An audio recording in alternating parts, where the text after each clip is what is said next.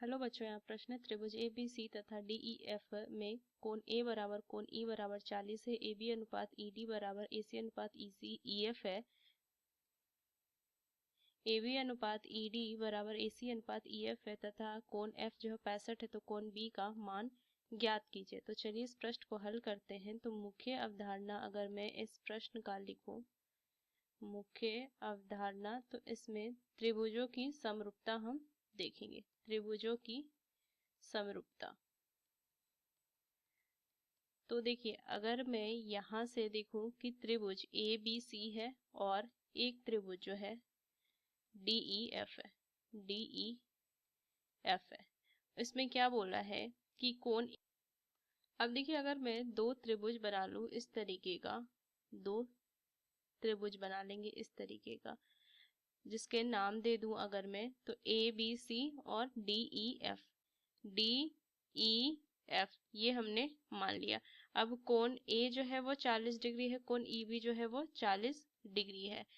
तो यहाँ से लिखेंगे कोण ए जो होगा वो कोण ई के बराबर हो जाएगा 40 डिग्री, और ए बी बटा में ई डी जो है वो बराबर होगा ए सी बटा में ई एफ। ये भी मुझे प्रश्न में ही दिया हुआ है। तो मैं यहाँ से कह सकती हूँ कि त्रिभुज ए बी सी जो होगा वो समरूप होगा त्रिभुज ई डी एफ का, ये मैं कह सकती हूँ।